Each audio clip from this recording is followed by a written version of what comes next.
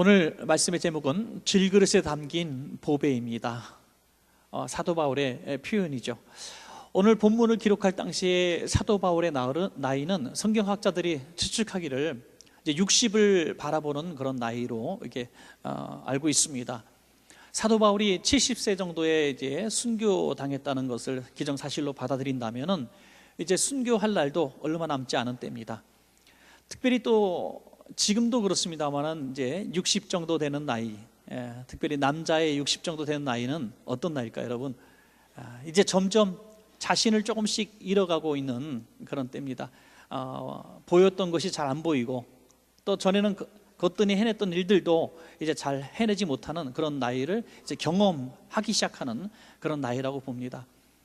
그래서 전에는 호랑이 같은 남편, 정말 성질급한 남편, 이런 소리 듣던 분도 이제 60대에 들어가면은 불쌍히 여김을 받아야 마땅한 남편으로 이렇게 되죠. 드라마 보다가 아내보다 먼저 눈물이 뚝뚝 떨어지는 그런 마음도 약해지고 몸도 약해지는 그런 나이에 들어가는 그런 나이라고 생각합니다. 사도 바울이 지금 이 나이를 경험하고 있는 겁니다. 자기 자신의 몸을 장막에 비유하고 있습니다. 잘 무너져가고 또 무너져 내리는, 곧 철거하게 되는 이런 육신의 모습도 이렇게 표현하는 이때입니다. 그런데 놀라운 것은 이런 시점에 당신의 영혼에 대해서 말씀하실 때는 점점 더 강해진다고 표현하고 있거든요. 육신은 이제 무너지는 장막처럼 점점 약해져가는 이 나이지만 나의 영혼은 날마다 강해진다고, 점점 빛이 난다고 이렇게 표현하고 있습니다. 그 이유는 무엇인가? 자기 안에 보배이신 예수 그리스도가 있기 때문이다, 이렇게 말하고 있습니다. 사도 바울은 오늘 본문을 통해서 또 자기 자신을 비유하기를 나는 질그릇 같은 존재입니다 라고 얘기합니다. 이것은 갑자기 나온 얘기가 아니라 사도 바울의 개념 속에는 사람은 그릇이다, 이렇게 표현하는 부분들이 많습니다. 디모데 후서 2장 20절부터 21절까지 보시면 이런 말씀이 나와요. 큰 집에는 금그릇과 은그릇뿐 아니라 나무그릇과 질그릇도 있어 귀하게 쓰는 것도 있고 천하게 쓰는 것도 있나니, 그러므로 누구든지 이런 것에서 자기를 깨끗하게 하면 귀히 쓰는 그릇이 되어 거룩하고 주인의 쓰심에 합당하며 모든 선한 일에 준비함이 되리라 라는 말씀이 나와요. 여기 보면 금그릇, 은그릇을 한 무리로 놓고 금을 딱 거놨어요. 그리고 여기는 나무그릇 또 질그릇 이렇게 표현해 놓고 있습니다. 금그릇, 은그릇은 귀한 그릇이고 또 나무그릇, 질그릇은 천한 그릇이다, 이렇게 표현해 놓고 있습니다. 그리고 자신을 질그릇, 맨 마지막에 기록된 그 그릇 같은 존재다, 본인을 이렇게 비유하고 있는 것입니다. 그러면서도 이 말을 하는 역설적인 이야기는 뭐냐면 금그릇, 은그릇도 질그릇도 나무그릇도 중요한 게 아니라 그 안에 무엇이 담겨 있는 애가 중요하다는 것을 이야기하고 싶은 겁니다. 여러분, 우리 가정에서도 보면 금그릇, 은그릇, 아주 귀한 도자기 그릇, 아주 정말 오래된 보물 같은 그릇들을 우리가 자주 씁니까? 아니면 어디에서 고이 주무시고 계십니까? 장식장에서 주무시고 계십니다. 그릇의 용도는 분명히 날마다 쓰기 위해서 만들어진 것인데 이 그릇이 고이 있는 거예요. 혹시라도 꺼내서 보면은 쓰려고 꺼내는 게 아니라 닦으려고 꺼냅니다. 이거는 그릇이 아니라 보물이죠. 우리 식탁에서 가장 바쁘게 움직이는 그릇은 10년 전에 산 500원짜리 머그컵 같은 거죠. 또 저기 지나가다가 무슨 가게에서 세일해가지고 막 골라잡아 3개에 1,000원 막 이런 거, 그런 거 사다가 쓰는데 이게 매일같이 쓰여지는 그릇이 된다는 겁니다. 여러분, 우리 인생의 그릇이라면 쓰임받는 것이 축복인 줄로 믿으시기 바랍니다. 인생의 목적대로 왔다가 목적대로 쓰임받는 것이 축복이죠. 우리가 아무리 금 같은 존재, 은 같은 존재, 존귀 여김받는 신분의 존재가 된다 할지라도 장식장에 착 처박혀 있는 존재라면 그 쓸모없는 존재라는 겁니다. 사도 바울은 예수님 만난 날부터 정말 정신없이 쓰임받은 존재입니다. 그날부터 전 세계를 향해서 복음을 들고 전도 여행을 한 사람이에요. 수많은 고난을 당했습니다. 배고픔을 경험했고 매를 맞고 감옥에 갇힌, 거기다가 육신의 질병까지 안고 살아갔습니다. 이것을 놓고 3번씩이나 간절히 기도했지만은 하나님은 고쳐주지 않으셨습니다. 그는 그의 표현대로 정말 금이 가고 깨어지고 엉망이 되어버린 질그릇같이 너덜너덜해진 존재고 지금 60을 맞이하고 있습니다. 그럼에도 불구하고 금그릇 은그릇 그 앞에서 조금도 기죽지 않습니다. 당당하게 선포하는 겁니다. 나의 질그릇은 여기저기 깨지고 망가지고 날마다 무너지는 장막처럼 죽어가고 있지만, 눈도 보이지 않고 힘도 없지만 나의 영혼은 날마다 강건해지고 있습니다. 왜냐하면 내 안에 보배이신 예수 그리스도가 있기 때문입니다 라고 선언하고 있는 것입니다. 사랑하는 여러분, 오늘 그 비결을 배우시고 저와 여러분도 다 주님 품은 이 보배로운 질그릇 같은 인물 되시기를 주의 이름으로 축복합니다. 첫 번째로 생각할 것은 하나님은 질그릇 같은 사람 안에 거하시기를 기뻐하신다는 사실을 믿으시기 바랍니다. 금그릇입니다, 은그릇입니다 하는 사람한테 주님은 거하기를 기뻐하지 않으십니다. 나는 질그릇 같은 존재입니다, 연약합니다라고 고백할 때 주님이 임재하신다는 겁니다. 이건 사실은 금그릇, 은그릇 안에 거하시지 않겠다는 것이 아닙니다. 금그릇, 은그릇같이 존귀한 존재들은 주님의 존재를 별로 필요하지 않게 생각합니다. 귀히 여기지 않습니다. 그래서 그냥 이 모습 이대로, 나의 모습 그대로 자랑스럽게 살아가기 때문에 주님을 요구하지 않는 것이죠. 고린도서 4장 7절에 우리가 이 보배를 질그릇에 가졌으니 이는 심히 큰 능력은 하나님께 있고 우리에게 있지 아니함을 알게 하려 함이라. 보배이신 예수님께서 함께하기를 기뻐하시는 그릇은 질그릇인데 그 이유가 무엇인가? 보배가 능력이라는 것을 인정하는 것을 기뻐하신다는 것입니다. 내 육신의 금그릇 은그릇을 자랑하는 것이 아니라 질그릇같이 천하고 무능한 내 안에 예수님이 계신 것을 자랑하는 이 상한 마음을 주님 기뻐하신다는 것입니다. 여러분, 바울은 그 심리 상태를 보면 늘 죄의식을 갖고 살았던 것 같습니다. 빚진 자 의식이라 그러죠. 우리 마음은 스데반을 죽이는데 앞장섰던 사람입니다. 예수 믿는 사람들을 가차없이 잡아 가두던 사람입니다. 잘난 체 하는 사람이었습니다. 교만한 사람이었습니다. 그렇기 때문에 복음을 증거하면서 예수님 만난 이후에 늘 죄의식이 있었을 거예요. 뭐 조금 기 좀 쓰고 좀 잘한다 주변에서 그러면 좀 기고만장해지려고 하면은 그 꿈속에 스데반 집사님이 나타난 거예요. 네가 날 죽였지, 아마 그러진 않으실 거예요. 그렇지만 그 피 흘리며 죽으시는 그 스데반의 얼굴이 떠올랐을 거예요. 그래, 나 같은 게 뭐라고, 나 같은 죄인이 뭐라고, 하나님 또 회개합니다. 교만을 또 고백했을 거예요. 이런 늘 죄의식과 빚진 자의 마음 속에서 그는 처절하게 자기 인생을 드렸던 것입니다. 또한 그는 육신의 아픔 때문에라도 하나님을 의지하지 않을 수가 없었습니다. 하나님의 도우심이 아니면 하루도 살아갈 수 없는 연약함이 있었기 때문에 주님 앞에 크게 쓰임받은 것입니다. 여러분, 하나님께서 쓰시는 이 시대의 위대한 인물들도 보고 역사적인 인물들 보면 꼭 건강한 사람만 쓰신 게 아닙니다. 똑똑한 사람만 쓰신 게 아닙니다. 어떻게 보면 정말 자기 혼자 살아가기도 어려운 그런 약한 몸, 또 부족한 환경 속에 살았지만 정말 역사적으로 큰 일을 행한 수많은 사람들을 우리는 보게 되는 것입니다.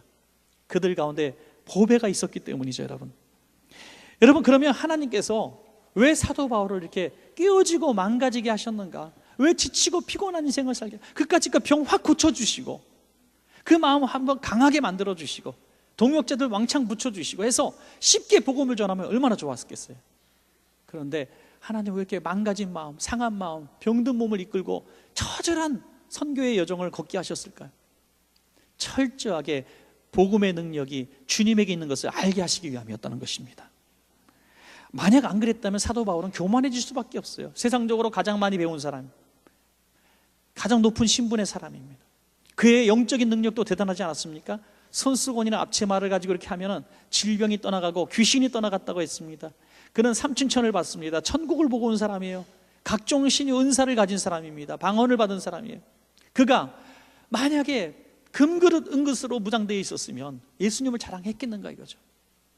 그러나 철저하게 깨어진 이 질그릇 같은 존재가 될 때 예수님을 자랑했고 예수님을 떠나지 않도록 꼭 붙드는 존재가 된 것입니다. 사랑하는 여러분, 오늘 우리의 환경이 금그릇 은그릇이 중요한 것이 아니라 내 안에 예수님이 계신 것이 중요한 것입니다.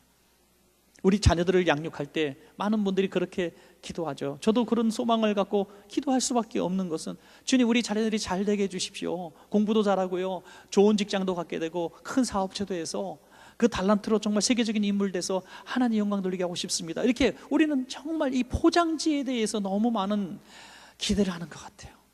포장지입니다. 우리 인생은 포장지예요. 그릇이에요. 그렇게 아무리 아름답게 만들어지고 하면 못합니까?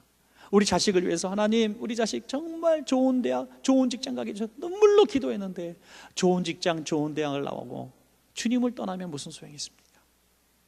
차라리 여러 가지 부족하고 어렵고 지치고 피곤하게 살아도 그 안에 예수님이 아니면 난 살 수 없습니다. 주님, 보배이신 주님이 없으면 난 죽습니다 하면서 매달리는 그 상한 마음, 그 심령이 오히려 더 복된 심령이 되는 줄로 믿습니다. 사도 바울은 주님이 고쳐주시지 않는 이 신비로운 비밀을 깨닫게 될 때 이렇게 고백합니다. 고린도후서 12장 9절에 나에게 이르시기를 내 은혜가 내게 족하도다. 이는 내 능력이 약한 데서 온전하여 짐이라 하신지라. 그러므로 도리어 크게 기뻐함으로 나의 약한 것들에 대하여 자랑하리니 이는 그리스도의 능력이 내게 머물게 하려 함이라. 아멘. 우리 깨어진 마음, 깨어진 과거, 우리의 인생에 컴플렉스가 있습니까? 그것을 여러분들을 질그릇, 주님 닿는 질그릇으로 삼으시기 바랍니다. 저는 보니까요, 공부 많이 했다고 해서 이 컴플렉스 없는 게 아니더라고요. 또 외모도 아주 출중하셔도 항상 그런 부족함이 있고요. 또 아무리 많은 물질을 가져도요, 그 약한 부분이 다 있어요. 여러분, 다 주시지 않더라고요. 하나님은 정말 저분은 너무 행복하겠다 하는데 가서 보면 굉장히 공허함이 있더라고요. 외로움이 있어요. 또 어떤 분은 다 만족스러운 것 같은데 보니까 자식이 아파. 태어날 때부터 아파서 너무 힘들어하고 있어요. 이런 가정마다 뭔지 모르게 하나씩은 다 아픔이 있습니다. 여러분, 그 아픔을 주님 닿는 포장지로 삼으셔야 됩니다. 하나님, 저는 주님이 필요합니다. 이 공허한 마음, 우리 아픈 자녀들, 우리 정말 희망 없는 이 미래, 주님, 가난, 이런 모든 것들, 배우지 못한 아픔, 이 모든 것들이 주님 닿는 나는 질그릇 같은 존재입니다 라고 고백할 때에 주님은 기쁨으로 임재하실 줄로 믿습니다. 여러분, 두 번째로 하나님은 질그릇 같은 사람에게 복을 주시는 줄로 믿습니다. 나는 금그릇입니다, 은그릇입니다, 전 필요 없어요 하는 사람은 복이 있을 수가 없죠. 그러나 늘 가난한 마음, 상한 심령으로 저는 질그릇입니다, 저는 비천한 존재입니다, 저는 잘 깨어집니다, 잘 금이 갑니다, 정말 엉망입니다, 이렇게 고백할 때 주님이 임재하셔서 그 모든 필요를 채워주시는 것입니다. 오늘 본문에 기록된 말씀을 보면 우리가 너무나 잘 아시는 말씀인데 큰 복을 말씀하고 있어요. 고린도후서 4장 8절부터 9절 보시겠습니다. 우리가 사방으로 우겨쌈을 당하여도 쌓이지 아니하며 답답한 일을 당하여도 낙심하지 아니하며 박해를 받아도 버림받지 아니하며 거꾸로 뜨림을 당하여도 망하지 아니하고. 정말 이 복이 우리에게 있기를 간절히 축복합니다. 여러분, 우리 성도님들 가운데 혹시 사방으로 우겨 쌈을 당한 분들이 있습니까? 포위된 거예요. 그때 하나님의 보호하심의 은혜입니다. 보호하심의 은혜.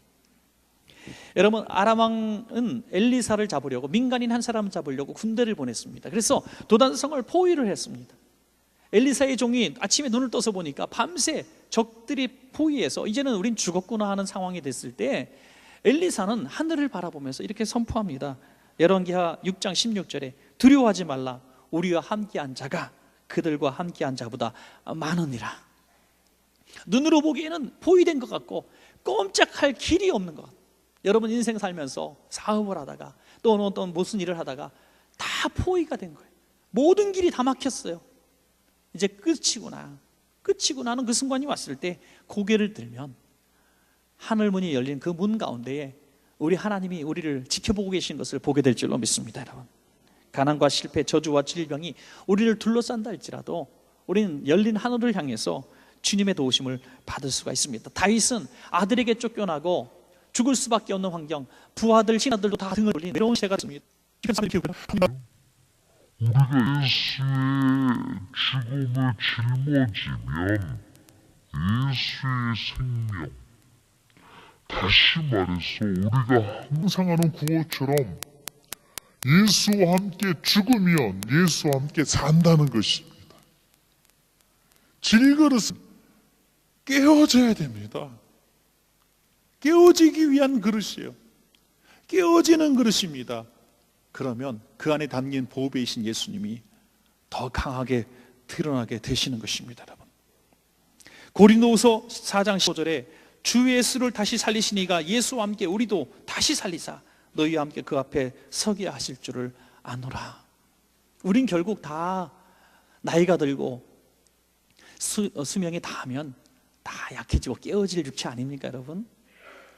어떤 분이 그렇게 표현하시는데요, 우리 몸은 천국 갈 준비하기 위한 몸이다, 그렇게 말씀하시는 분이 있는데 한편 참 맞는 말씀 같아요. 육신은 영원하지 않습니다. 이 영원하지 않은 육신을 가지고 준비할 것은 영혼을 준비하는 도구로 쓰는 것이죠. 우리 질그릇 같은 인생의 목적은 보배이신 예수님 생명을 우리가 안고 살다가 우리가 도기가 깨어지고 우리가 이 땅에서 쓰러지는 그날에, 우리 장막집이 완전히 무너지고 사라지는 그날에 보배이신 예수님과 함께 천국 올라가는 겁니다. 여러분, 우리가 품고 있는 그 예수님과 함께 올라가는 거예요. 그래서 우리는 깨어져야 된다고 하는 거죠. 깨어지지 않으면 예수 생명이 드러날 수가 없는 것입니다. 하늘의 밀이 땅에 떨어져 죽지 않으면 그대로 있고 죽으면 많은 열매를 맺는다고 하신 것처럼 말이죠. 마가복음 14장에 보면 아주 적절한 비유가 있다고 저는 봅니다. 예수님 십자가 지시기 전에 한 여인이 예수님을 찾아와서 옥합을 깨뜨립니다. 자기의 옥합을 깨뜨려서 그 안에 있는 향유를 쏟아 붓습니다. 제자들은 조롱합니다. 그 향유가 얼마나 비싼 건지. 한 성인 남자의 1년 연봉에 해당하는 어마어마한 돈입니다. 가치입니다. 그러나 여인은 가치 없이 깨트립니다. 깨트린 이유가 뭡니까? 이 여인이 이 향유가 비싼 거 왜 모릅니까? 이 옥합이 결혼 지참금이고 자기 미래의 보장인 거 왜 모릅니까? 그러나 왜 깨트렸습니까? 깨트려야만 그 안에 있는 향유가 나오기 때문에, 깨트려야만 향유로 하나님께 영광 돌릴 수 있기 때문에. 그의 여인의 마음속에는 이게 비싼 게 아니에요. 예수님이 향유보다, 자기 생명보다 귀하다고 믿었기 때문입니다. 여러분, 정말 이 시간에 우리가 깨어져야 될 게 뭡니까? 깨어져야 될 게 뭡니까? 얼마 주머니에서 돈을 꺼내서 하나님 앞에 드리는 게 깨어지는 게 아닙니다.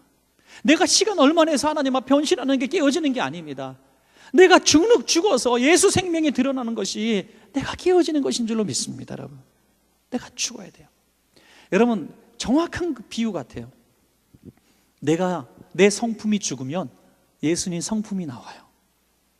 내 혈기가 죽으면 예수님의 온유하심이 나와요.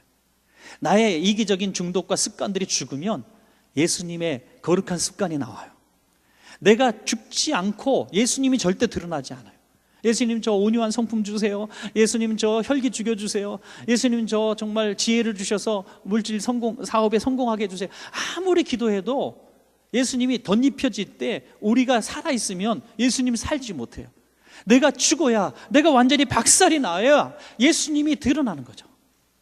사랑하는 여러분, 내가 먼저 죽어야 예수님이 삽니다. 순서가 바뀌어야 되는 거예요. 그래서 금그릇 은그릇은 깨어지기가 힘든 거예요. 세상에서 많은 거 가진 분들 예수 믿기 어려운 거예요. 많은 공부한 사람 예수 믿기 어려운 거예요. 아무 문제 없는 사람 예수 믿기 힘든 거예요. 깨어지고 상처나고 망가지고 막 조롱당하고 멸시당하고 박해당하면 예수님밖에 없습니다 할 수 있는데, 내가 많은 것 가진 채로 화려한 금으로 치장된 그거 깨트리기 너무 힘든 거예요. 그러나 사랑하는 원천 가족 여러분, 왜 대한민국, 아니 전 세계 그리스도인들이, 교회들이 왜 이렇게 문란하고 왜 이렇게 문제가 많고 왜 이렇게 나약한 교회가 되었습니까? 깨어지지 않기 때문이죠. 너무 많은 거 우리가 가졌다 이거예요. 깨어지지 않기 때문이에요. 사랑하는 여러분, 우리가 많은 것 가지고 아무 문제가 없는 상황에서 깨트리십시오. 내가 금그릇이고 다이아몬드로 치장된 그릇이라도 한번 하나님의 영광을 해서 박살나 보시기 바랍니다. 그렇다면 그것과 상상할 수도 없는, 아무리 향유가 옥합이 아름답고 크리스탈로 만들어지고 고귀해 보여도 그 안에 향유만 하겠습니까? 우리가 깨어질 때 우리가 상상할 수 없었던 예수 생명이 드러날 줄로 믿습니다. 마가복음 14장 9절에 내가 진실로 너희에게 이르노니 온천하에 어디서든지 복음이 전파되는 곳에는 이 여자가 행한 일도 말하여 그를 기억하리라 하시니라. 예수님이 향유 그거 별로 귀하게 여기시는 분이 아니에요. 그 시대에도 얼마나 많은 사람들이 향유를 하나씩 가지고 있었겠어요? 예수님 그거 귀한 게 아니에요. 깨어진 여자의 이 모습을 보면서, 그 인생을 깨트린 그 헌신을 보면서 복음이 증거되는 곳에서 이 여인을 자랑하라고 말씀하고 있는 거예요. 누가 이 시대에 왔다 가는 수많은 금그릇 은그릇을 기억합니까? 담고 있는 그 보배를 기억하는 겁니다, 여러분.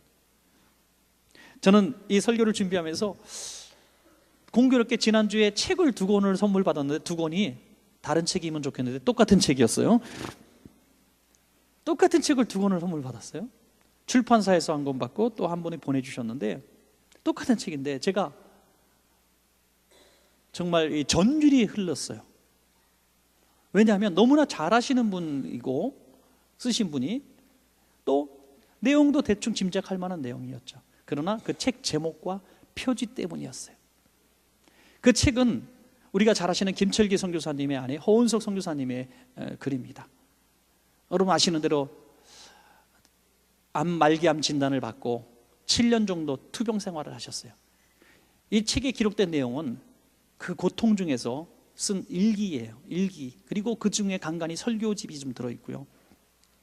물론 글을 다 쓸 수 없었기 때문에 이 일기가 기록된 기간은 한 3년에서 4년 사이만 기록되어 있습니다.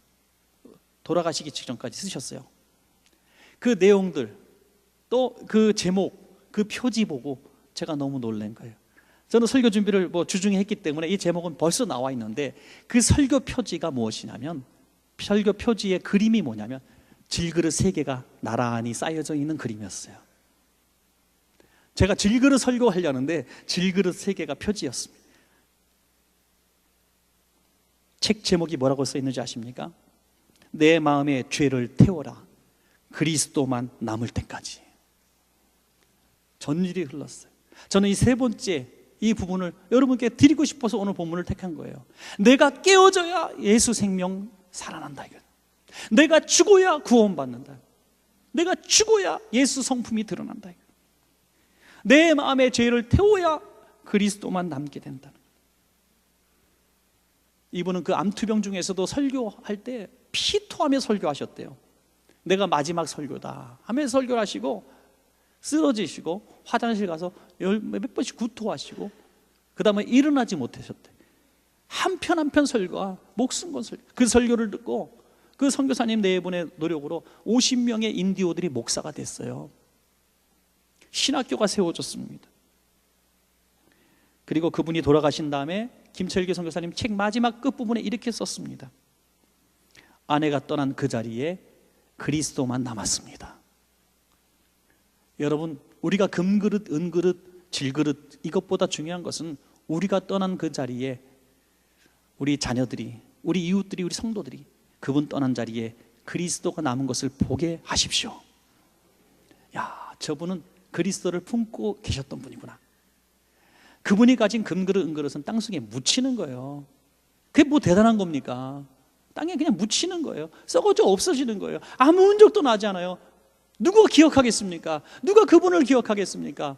그러나 그분이 간직했던 피 묻은 복음, 그가 질그릇이든 금그릇이든 상관없습니다. 배웠든 못 배웠든 상관없습니다.